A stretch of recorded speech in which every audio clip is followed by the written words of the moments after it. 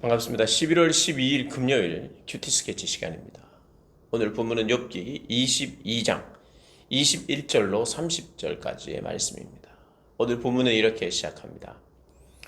너는 하나님과 화목하고 평안하라.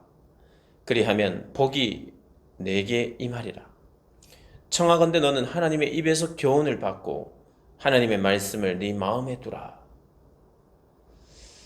오늘 본문은 역시 엘리바스의 이야기입니다. 마지막 오늘 21절에서 30절까지 이 본문의 내용은 한편의 설교입니다. 특별히 구약의 선지자들이 했던 설교와 똑같습니다. 지금 행해지는 설교, 아주 훌륭한 설교 한편입니다. 그런 면에서, 그 훌륭한 면에서, 선지자의 그 설교라는 면에서 먼저 말씀을 드리자면 이는 얼마나 우리에게 꼭 필요한 말씀인지 몰라요. 먼저 하나님과 화목하라. 이게 복음이죠. 복음. 핵심입니다. 복음의 핵심. 하나님과 화목하라. 어떻게 화목합니까? 예수 그리스도를 통하여. 화목의 제물이에요. 죄에 대한 값입니다. 죄인이 받아야 할 진노의 값. 예수 그리스도를 통해서 화목할 수 있죠.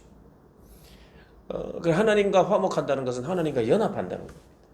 하나님과 하나가 된다는 거예요.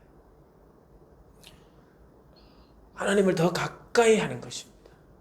하나님께 더 가까이 가면 하나님과 정반대에 있는 악과는 멀어지는 것이죠. 악이 우리에게 가까이 오라고 손짓할 때 우리는 더 멀리 가야 돼요. 그 악의 유혹의 소리를 듣지 않아야 돼요. 귀를 막아야 돼요. 악은 우리가 함께 타협하면서 의논하면서 우리가 가야 되는 존재가 아니라 듣지 않아야 됩니다. 떠나야 합니다. 멀리 해야 돼요. 멀리 하는 가장 좋은 방법은 뭐냐? 하나님께 가까이 가는 방법이에요. 어떻게 하나님께 가까이 갑니까? 오늘 본문의 이야기처럼 하나님의 입에서 교훈을 받고 하나님의 말씀을 네 마음에 두라. 여러분, 사랑하는 사람을 마음에 두기 위해서는 어떻게 해야 합니까? 정신없이 살고 생각 없이 살고 연락하지 않고 살고 이럴 수 없어요. 마음에 있으면 자꾸 연락하고 싶고 보고 싶고 문자라도 보내고 싶고 그의 자취를 보고 싶고 그가 어떻게 살고 있는지 그의 사진도 보고 싶고 그렇게 하면서 마음에 두는 거예요. 그 방법밖에 없습니다. 우리가 하나님을 마음에 둔다. 하나님의 말씀을 마음에 두기 위해서는 하나님의 말씀을 자꾸 읽고 보고 생각하고 묵상하고 또 하나님의 설교도 자주 듣고 요즘 같은 시대에 듣고 보고 하기가 좋은 시대입니다. 자주 보고 듣고 그러면서 하나님께 가까이 가는 것이요. 이게 복음입니다. 전능자에게로 돌아오면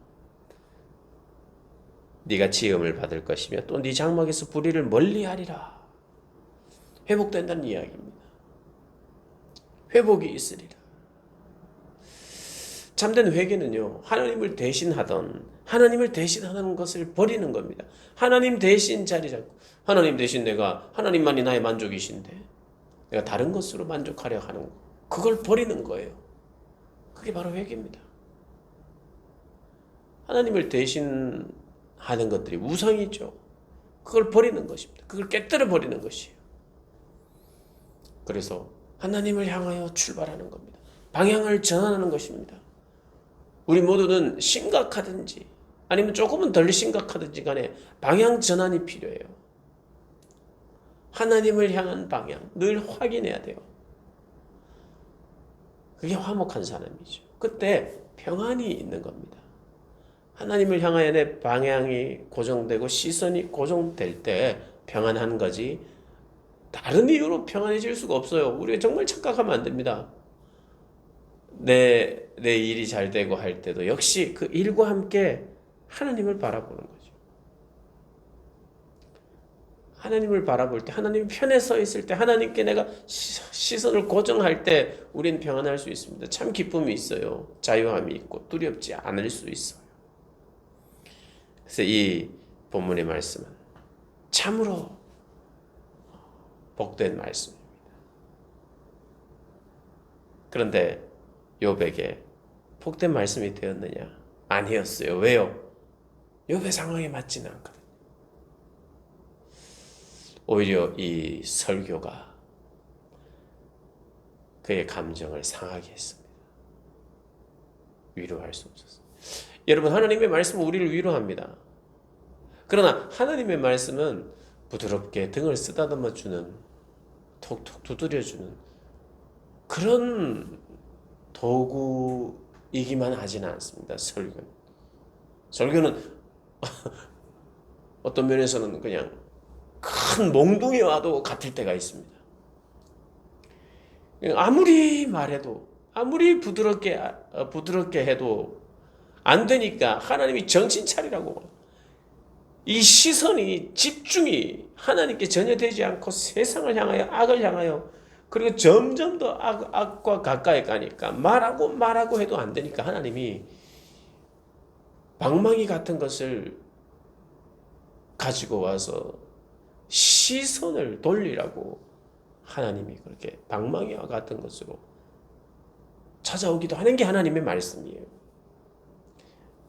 그래서 그렇게 할 때 우리의 영혼에 충격을 주고 내 시선을 다시 하나님께 돌리게 하기 위한, 그래서 화목하게 하기 위한, 그래서 참되게 평안하게 하기 위한 하나님의 방망이와 같은 것이 또 말씀이기도 합니다. 하나님의 말씀은 우리의 심령을 찔러 쪼갠다고 그랬어요. 하나님의 말씀이 감사하고 기쁘고 즐겁고 평안하기도 합니다. 그 말씀 자체로. 그러나 우리의 시선을 엉뚱한 데 두고 있을 때 그 말씀은 나에게 내 심령을 쪼개는 칼과 같다 이 말이에요. 그래서 하나님의 칼은 어떤 면에서 우리에게 피를 흘리게 합니다. 그러나 그 칼은 마치 암덩어리를 도려내는 그런 날카로운 칼처럼 도려내고 피를 보고 우리의 부담을 주는, 그러나 하나님의 칼이었기에 회복이 있죠. 그런데 그 상황에 맞지 않는 참된 말과 참된 설교를 하면 그 영혼에 충격을 주거나 변화되지 않고 감정의 상처를 주는 설교가 될 수 있죠. 그래서 설교자로서 늘 그 부분에 깨어 있어야 하고요.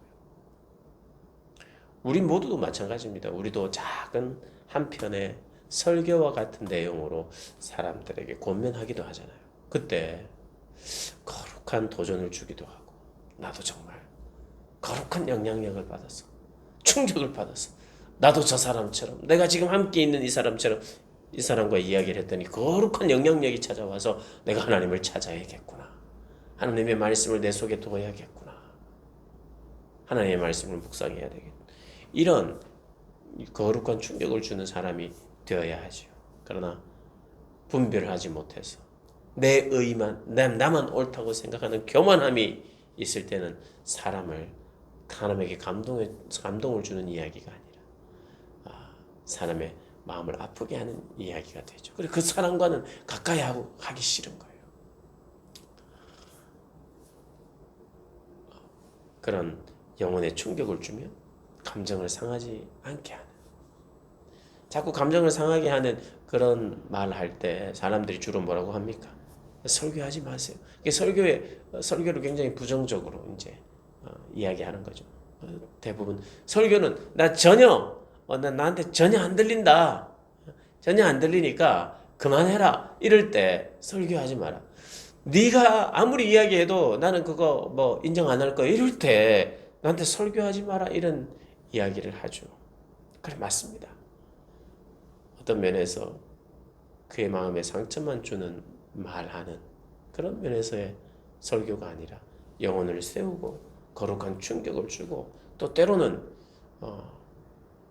암덩어리를 제거하는 날카로운 칼처럼 아프지만 반드시 또 듣고 새겨야 되는 그런 말씀이 되기도 한다는 것 기억하면서요, 하나님, 나의 입술을 통하여 사람을 세우고 거룩한 영향을 주는 그런 사람으로 하나님 살게 해주십시오.